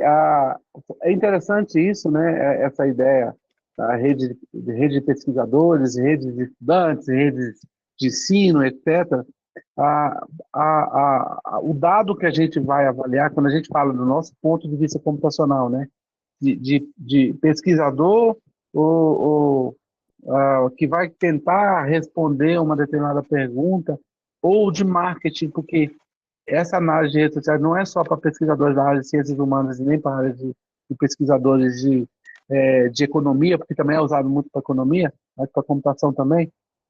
Essa parte computacional que traz essa informação, ela é significativa até mesmo para nós tomarmos decisões futuras com relação às nossas próprias tecnologias de informação, né? O uso das tecnologias de informações, as ferramentas que a gente usa para dar aula, por exemplo, né, para interagir com os outros, os estudantes, etc.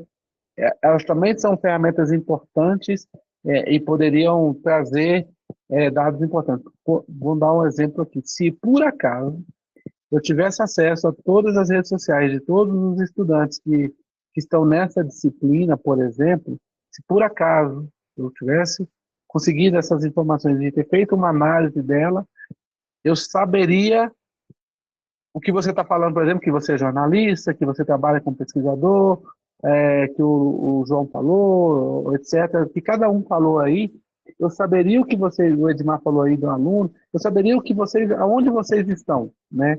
E o que vocês têm de informações que vocês consomem, ou etc., para poder direcionar alguma coisa. Então, marketing faz isso, né? A partir do momento que ele descobre com quem você se relaciona, com quem você tem costumado a falar, para cada um de vocês vai estar lá uma proposta diferente de publicidade para vocês verem, relacionado ao conceito daquilo que vocês consomem, né? Então é interessante, né? Às vezes a gente fala, nós temos muito medo dos nossos celulares e dispositivos que nos escutam o tempo todo e sabem daquilo que nós estamos falando. Provavelmente vocês já passaram por isso, de falar uma coisa diferente, como vocês acabaram de falar de PQ aí, análise de diabetes e colesterol, daqui a pouco está aparecendo coisa sobre diabetes e colesterol no meu celular, né? Ou de PQ. É bem nítido isso. Por quê? Porque está ouvindo. E aí, daqui a pouco, essas ferramentas que estão escutando ali vai direcionar, porque está vendo que eu estou tendo interação com essas palavras, né? E aí vai me direcionar anúncios ou informações relacionadas a isso, para eu consumir. Porque está percebendo interações. Então, vai ver onde eu estou interagindo, com que eu estou interagindo, e vai trazendo essas pesquisas aí, Harvard Web of Science, desde 2020, 2021, isso. Eu não sei de onde mas existe essa ideia, mas eu acho que, se não me engano, é voluntário, né? Eu acho que eu tenho que ir lá e colocar essa informação, né? Rosielli, não sei. Eu preciso pesquisar sobre esse site aí, para ver o que ele faz. Mas então, aí existem já alguns concentradores voluntários, né? Você pode colocar os dados, mas as universidades estão voltando para a própria universidade. Então, por exemplo, a Unicamp criou o banco de dados científicos. Então, não existe interação entre um pesquisador e outro, mas a partir do banco de dados científico vai ter que existir essa interação. Ele vai consumir uma informação que está lá, que é de outra pesquisa, de um outro pesquisador, porque na hora de você publicar, você defender sua tese de mestrado, se você quiser mestrado, tese de doutorado, ou financiar um artigo, vai ter que colocar esse dado de pesquisa que foi feito na Unicamp e no banco de dados científicos. Aí tem essa quarentena, que você pode especificar por determinado proteção ao dado, e a partir do fim da quarentena, o dado fica livre para outros pesquisadores da Unicamp poderem usar esse dado. Então, se por acaso eu usar os dados vou voltar aqui, deixa eu sair aqui. Se eu usar os dados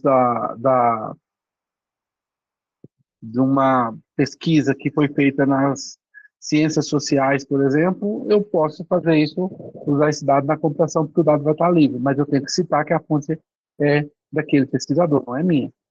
Os dados foram coletados por aquele pesquisador, foram fornecidos por aquele pesquisador. Eu só analisei esses dados de uma forma diferente, e trabalhei com a pesquisa de uma forma diferente. Então, isso é importante. Gente, eu estou com o vídeo desligado? Não entendi. Ele perguntou se está desligado. Meu vídeo? Ah, desligou, você estava mostrando aí, Ah, sumiu. desculpa, eu estou fazendo um monte de movimento aqui. Desculpa, mas Ah, eu vou eu achei. aproveitar só para fazer uma última pergunta. Por Eu favor. só posso usar esses dados quando são públicos ou acadêmicos, no caso, né? Vamos lá. Existe proteção de dados, mas qualquer dado público, eu não preciso pedir permissão para usar. O dado é público, certo? Pelo seu próprio conceito. Ah, Não, citar a fonte é normal. Você tem que citar a usar, fonte você cita a fonte. Isso é normal. Agora eu estou falando para usar. Quando é público e acadêmico, não, eu também posso usar pode ser. dado privado. Posso trabalhar com dados privados também. Por exemplo, a Motorola, IBM, outras, Dell, eles incentivam pesquisa, eles têm dados, você só não consegue, você pode publicar o artigo, mas você só não pode publicar o dado em si, né? O dado fica protegido. Mas a metodologia, os resultados e tal, eu posso divulgar sim, se eles assim permitirem, né? Porque aí, como é uma pesquisa incentivada por um meio privado, você ficar bem claro aquilo que pode ou não ser divulgado, porque aí pode envolver patentes, né? Mas ainda assim eu consigo publicar a metodologia. A Microsoft investe bastante em pesquisa também, né? Google, Microsoft, e tem publicações na internet. Você encontra publicações. Por exemplo, o, o, o tipo de dado que a Google utiliza, né? O tipo de arquivo que a Google utiliza para armazenar dados, foi publicado lá atrás, lá quando a Google começou, eles fizeram um artigo científico e publicaram, entendeu? Aí tem aí algumas proteções que vão ser obrigatórias da empresa, né? Então você pega, por exemplo, teve um aluno nosso que fez um trabalho com a Rota do Oeste. E certas informações você não pode divulgar, porque é privado da própria empresa, da própria rota. Mas aí o resultado em si, outras informações você pode ir lá e você pode divulgar. Então aí depende. Quando o dado é acadêmico, o que a gente fala aqui, uma pesquisa acadêmica que eu estou realizando, depende da fonte. Ela pode ser privada. Mas aí eu tenho que fazer esse contrato aí com a fonte de como que eu vou divulgar a informação. O dado em si, nem sempre a gente consegue. Mesmo o dado da instituição, por exemplo, pesquisas que são feitas com dados de estudantes ali na STI, você precisa de autorização para usar os dados, você tem que anonimatizar os dados pela LGPD, né? E aí pode ou não ser permitida a divulgação desses dados, o que pode envolver alguma outra situação. Aí depende do tipo de dado, entendeu? Então, interações dos alunos das salas do AVA. Isso você poderia divulgar. Aí você pode dizer, não, isso não tem problema nenhum, você pode divulgar, desde que os dados estejam respeitando a LGPD. Seja for anonimatizado, tal, entregue para você analisar, sem saber quem era o professor, quem era o aluno em si, mas é um professor A, B, C, D e o aluno A, B, C, D e tal. E então, anonimatizado, você não tem nenhuma informação pessoal envolvida. Então, aí esse dado em si é um dado real, né? Vou falar pelo que eu trabalho com dados de redes, né? E eu trabalho com a RNP ali no POP NP, ali na STI, do lado da STI, e as pesquisas que a gente faz, a gente usa dados que trafegam na nossa rede. E aí tem dados do IF, tem dados do INPP, do Júlio Miller, da UFMT, e tem dados do INPE, né, que tem o Cuiabá, da própria CCPF, né, e aí a gente não pode dizer que foi desse ou daquele, entendeu? Não, na hora que a gente pega a informação, se eu for trabalhar com pesquisa, com a parte de segurança, por exemplo, eu tenho que anonimatizar esse dado. Eu não posso dizer que foi desse ou daquele cliente que está ali conectado na RNP. Eu tenho que trazer o dado e anonimatizar. Para ele, eu posso entregar o dado para ele e ele faz o que ele quiser com isso. Mas para mim, isso aqui tem um consumo muito grande de streaming e tal, nesse link desse cliente. Tem tentativa de invasão, suspeito, tal. A gente pode trabalhar com esse tipo de coisa, mas na hora de publicar não posso dizer quem foi, entendeu? Eu só posso publicar que de tantos clientes quantos foram encontrados tais informações. Eu não posso dizer quem era o cliente, etc. Mas aí está normatizado, eu posso publicar o dado é real, existe, eu posso publicar e aí outras pessoas podem usar o mesmo dado que eu estou usando, entendeu? Esse mesmo dado que eu gerei. Aí se houver, sei lá, uma denúncia, ou etc e tal, quer dizer que eu inventei essas informações só para poder fazer a pesquisa, etc. Aí, isso como está protegido pela LGPD, aí nesse caso, especificamente uma denúncia, por apuração, por uma comissão específica, vai ter acesso à informação real com o nome de tudo lá, entendeu? Não sei se eu fui bem claro aí. Por isso que é importante, por exemplo, quando você pede um conjunto de dados para a STI, dados da instituição, como eles não são Muito públicos, claro. Para mim foi ela, muito claro. Ótimo. isso, E eu até aproveito a informação, porque tem uma aham, coisa que eu nem sabia que você falou aí. do quê? Da LGPD? Eu estava numa dúvida aí, dessas algumas informações, e foi de encontro, tirou minha dúvida que eu ia Isso. perguntar para você, já não pergunto mais.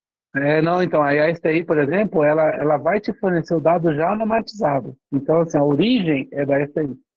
E ela vai ter que te fornecer o dado anomatizado para respeitar a LGPD. Então, assim, nenhum pesquisador da UFMT pode ter acesso para saber o que a Fabiola, por exemplo, Fabiola que está aqui na minha frente, o que a Fabiola consumiu, entendeu? Por ela estar conectada, etc. Nenhum pesquisador pode. Então, porque senão isso trata tá ferindo o dado privado da LGPD. Então, essa informação pessoal, a gente pode trabalhar com essa informação dentro da STI, mas ela não pode ser divulgada, entendeu? E quem tem acesso a isso tem que ser restrito, não pode ser qualquer um. Então, qualquer informação aí na CETEC, a gente tem esses dados aí trafegando na CETEC, trafegando pela UFMT. Se eu precisar dessas informações junto à CETEC, a CETEC tem que me entregar o dado anomatizado por respeito à LGPD. Porque eu não faço parte da CETEC, eu não pertenço à CETEC, eu sou um pesquisador. Então, eu não posso ter acesso direto à informação. Só quem tem acesso direto à informação, ela é responsável pela LGPD. Então, se houver uma divulgação equivocada dessa informação, se, por exemplo, eu estou fazendo uma análise de rede social e, por alguma forma, eu obtive esses dados indiretamente, sem a permissão da pessoa, e que não poderia, que não é público, aí eu vou ter penalidade pela LGPD. Mas se o dado está público, se eu entro lá no perfil da pessoa e consigo essa informação, ele está público, entendeu? Para quem está consumindo o dado ali. Então, aí essa informação eu tenho. Então, a importância dos perfis privados, né? Que não é qualquer um que tem acesso àquela informação, né? Mas está restrito àqueles perfis.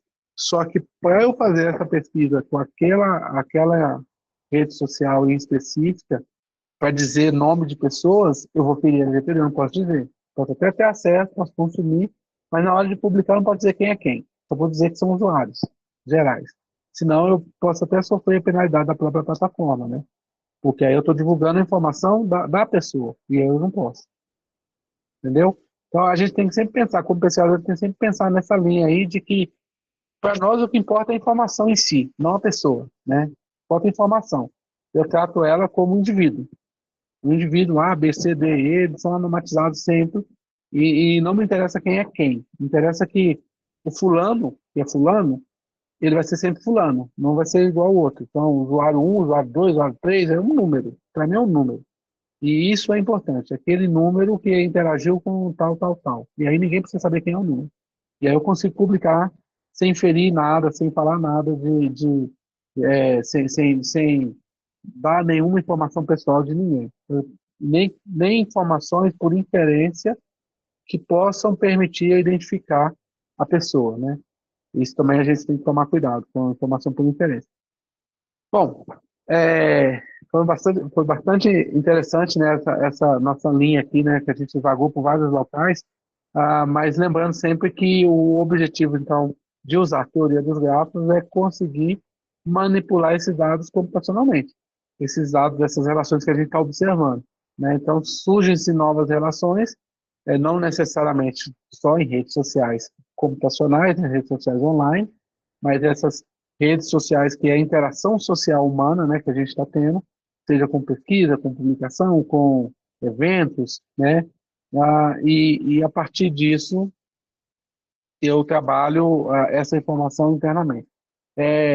Não sei se vocês já perceberam, mas talvez se vocês tiverem Instagram ou Facebook, vocês talvez vão perceber que ao você entrar num ambiente, ou, sei lá, de repente, estar num ambiente mais de uma vez com uma pessoa que você não segue ou não tem relação, ele sugerir essa amizade a você, né? Por vocês frequentemente estarem frequentando o mesmo local.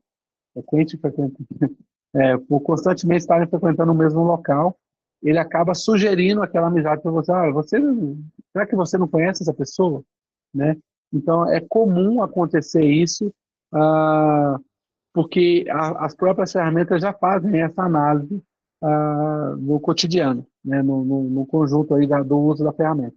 Então, você está ali, de repente, tomando um café, vai sempre numa mesma cafeteria, tem sempre uma outra pessoa que está sempre lá. Do nada surge essa. Você talvez conheça essa pessoa, você talvez não soubesse nem o nome dela, mas aparece para você uma pessoa que você só viu algumas vezes num determinado local.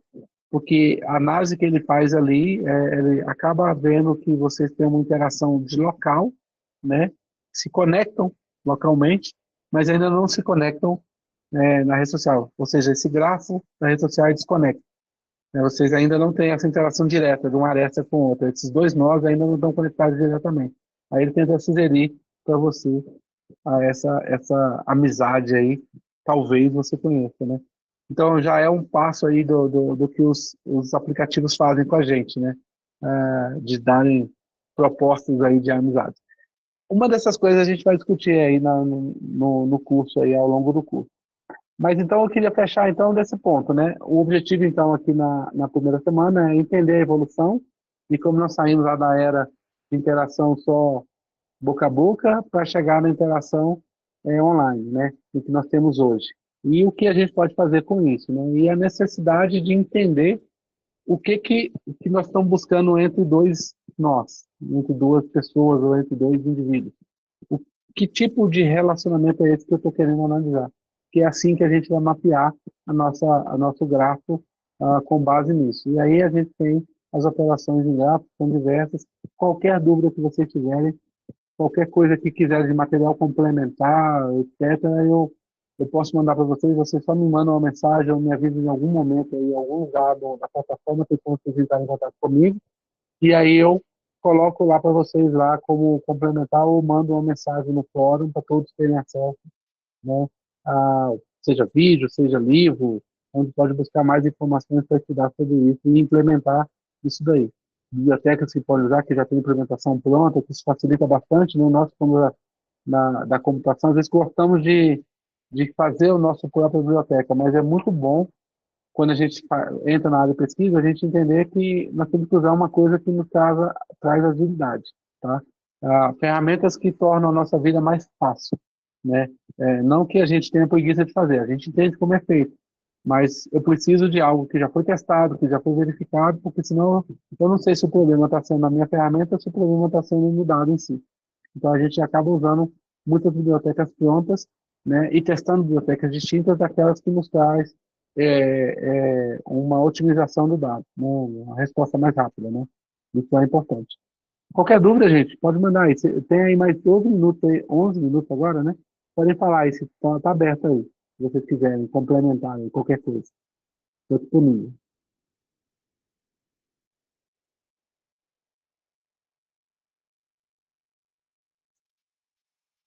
Bom, se ninguém quiser, estou aí disponível até as 10 horas, aí, né, 9 horas de vocês. Mas eu agradeço muito essa oportunidade da gente estar interagindo e eu espero que vocês tenham aí um amplo conhecimento aí dessa área aí no curso, né, que saiam melhores do que vocês entraram, né, e que no final do curso a gente tenha conseguido colocar aí os principais conceitos de como vocês podem analisar dados de redes sociais. E qualquer coisa, estou sempre disponível para vocês. Uma vez professor, sempre professor, né? Então, se precisar de mim, vão ter os meus contatos aí, vão ter a forma de vocês me contactarem, e eu estou sempre disponível aí para ajudar vocês aí no curso, tá? Ao longo do curso e para sempre. Beleza? Bom resto de semana para todos aí, bom fim de semana. É, quem quiser falar qualquer coisa, o Gabriel pode terminar a gravação, por favor, por gentileza. E eu vou ficar aí até quando tiver gente aí disponível para tirar dúvidas, etc.